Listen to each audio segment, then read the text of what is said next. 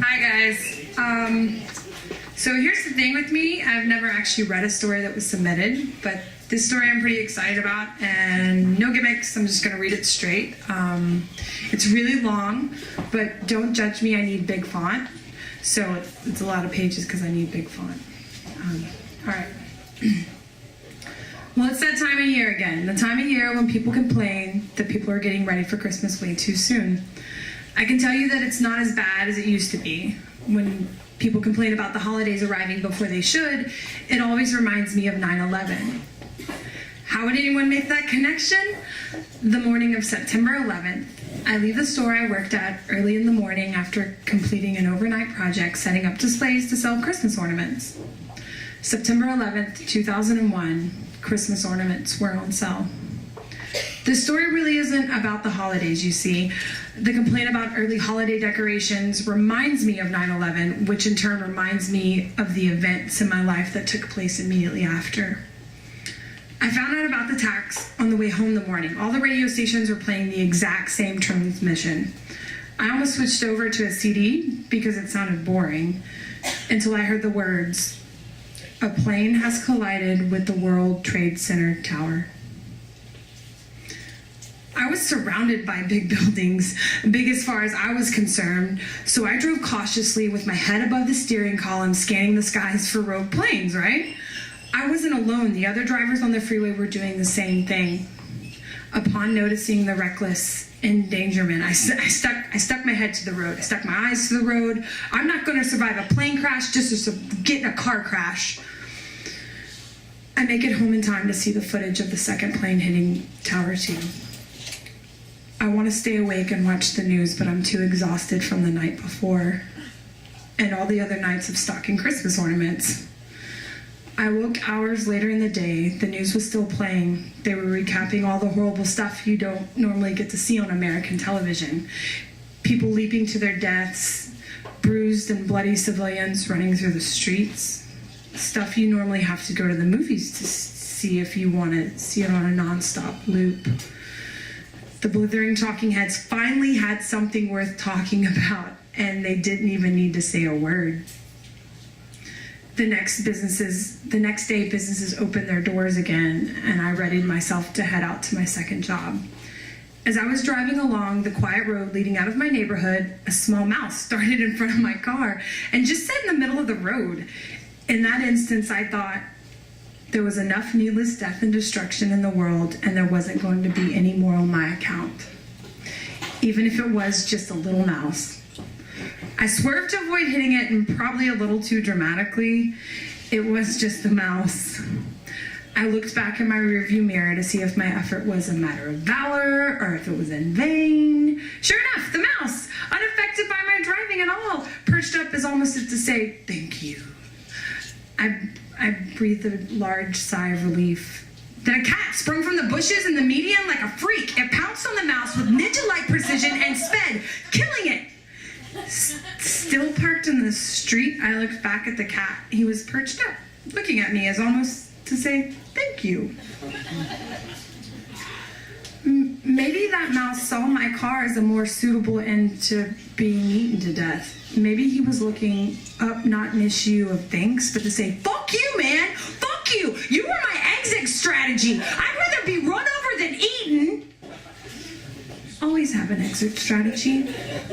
One there's one over there. I continued on my drive to work.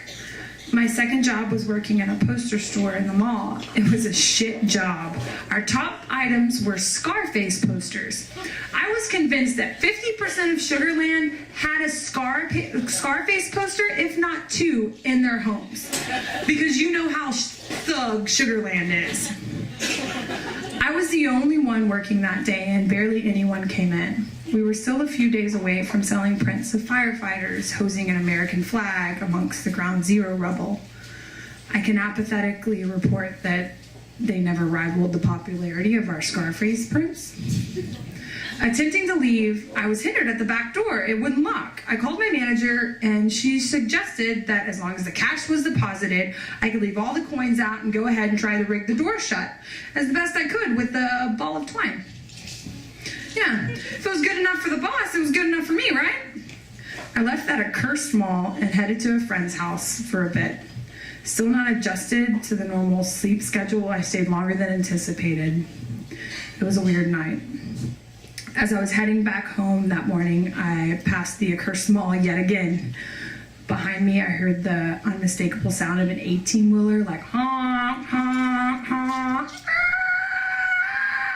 And it was this ear-piercing shriek of its brakes being applied, like in a frenzy. People were always getting into wrecks on that part of 59, so I didn't think anything of it. Bad news for whoever's back there, I suppose. And then I took a moment and I remembered the mouse and then the cat.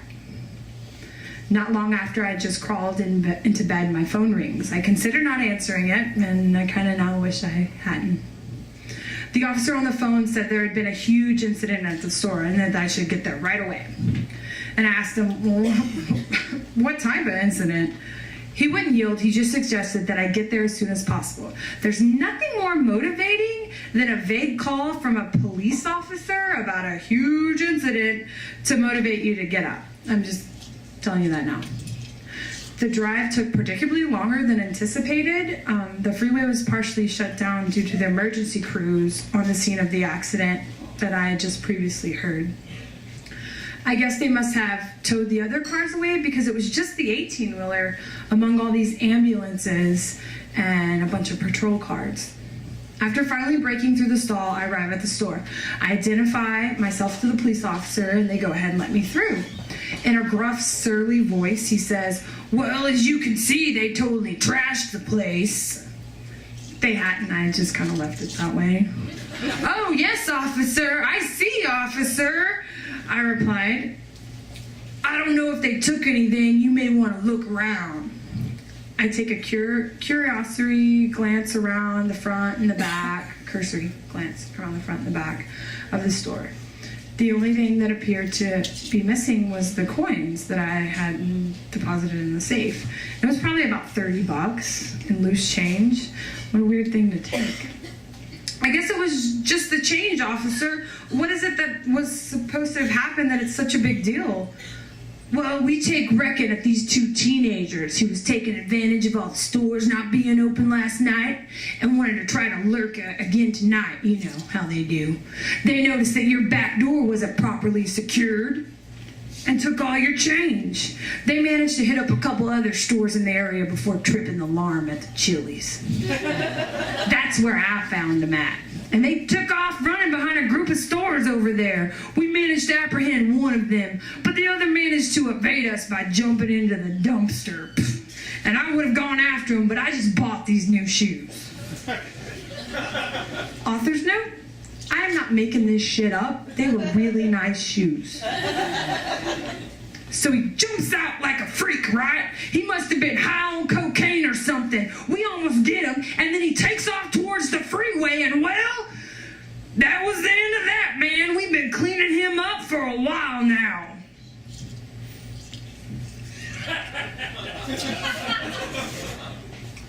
I want to point out that I'm really tired at this point, and the idea of this kid running into the freeway, pockets full of change. He must have exploded like a piñata. Or like Sonic the Hedgehog.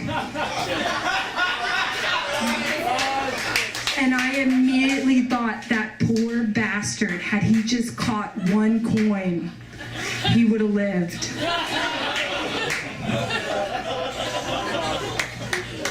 And then I stop and I remember the mouse and the cat from the other day. I remember watching the repeated footage of people jumping to their deaths on the news.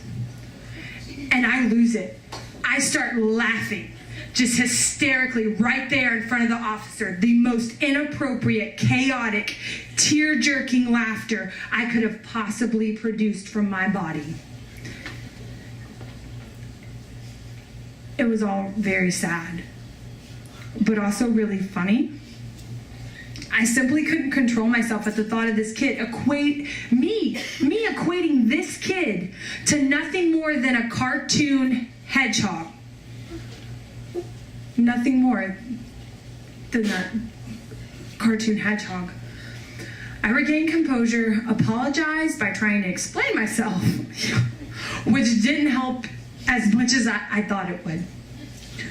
I felt like maybe the universe was trying to tell me something, or the cosmic forces were trying to tell me the working to make me more cynical than I already was, if that was even possible, or maybe more likely it was just a series of dumb events too close together. What I'll leave you with is this: enjoy the holidays. Tell the people that you appreciate them, and how much. Who knows how long they'll be around for you to tell them so. Yeah. Thank you, Kevin, for writing that story.